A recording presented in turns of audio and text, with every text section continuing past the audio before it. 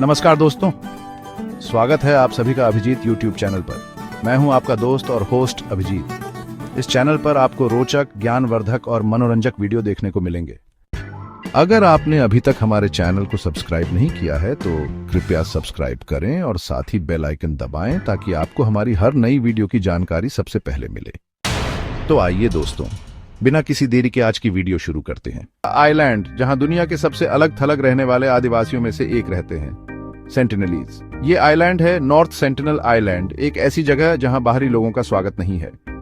आज के वीडियो में हम जानेंगे जॉन एलन चाओ की रहस्यमय और दुखद मौत के बारे में, जो एक अमेरिकन मिशनरी थे और जिन्होंने सेंटिनलीज लोगों से संपर्क करने की कोशिश की थी।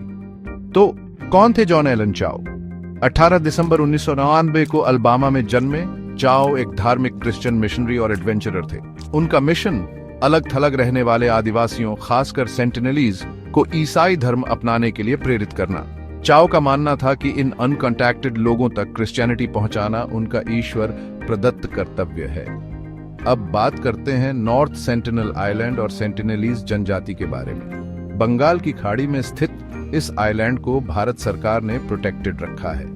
सेंटिनलीज बाहरी लोगों के प्रति अपनी हॉस्टिलिटी के लिए जाने जाते हैं, किसी भी कॉन्टैक्ट को हिंसक रूप से रिजेक्ट करते हैं।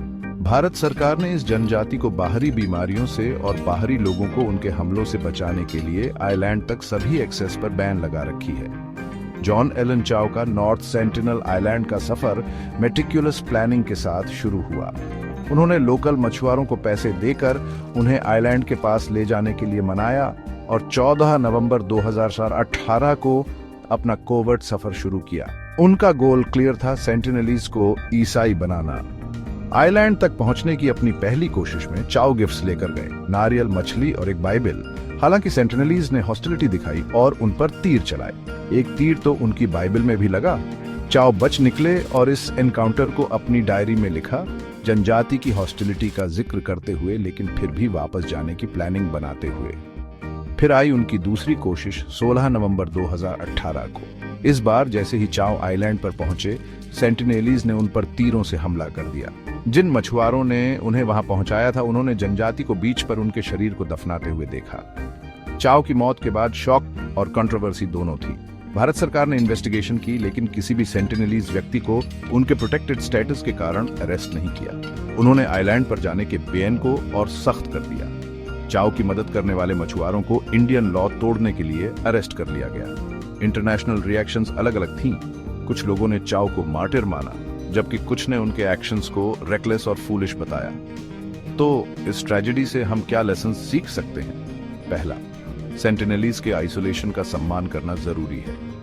ये जनजाति हजारों सालों से बिना बाहरी कांटेक्ट के सर्वाइव कर रही है और कोई भी इंटरैक्शन उनके लिए सीरियस हेल्थ रिस्क्स पैदा करता है। दूसरा, लीगल रिस्ट्रिक्शंस का पालन करना जरूरी है। नॉर्थ सेंटिनल आइलैंड पर जाने पर भारत सरकार का बयान एक रीजन से है, जनजाति और बाहरी लोगों दोनों की सुरक्षा के लिए। आइलैंड पर जाने की कोशिश करना न केवल इलीगल है बल्कि जानलेवा भी है।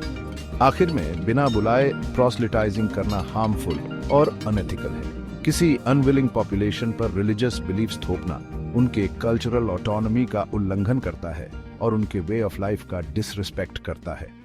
निष्कर्ष, जॉन एलन चाओ की मौत एक दुखद उदाहरण है आइसोलेटेड ट्राइब्स की विशेस और लीगल रिस्ट्रिक्शंस को नजरअंदाज करने के डेंजर्स का। सेंटिनलीज लोगों की ऑटोनॉमी का सम्मान करना और इंडियन लॉ का पालन करना सबसे जरूरी है। देखने के लिए धन्यवाद। अगर आपको यह वीडियो इन्फॉर्मेटिव लगा तो लाइक और सब्सक्राइब करना न भूलें। ऐसे ही और कंटेंट के लिए अगले वीडियो में मिलते हैं।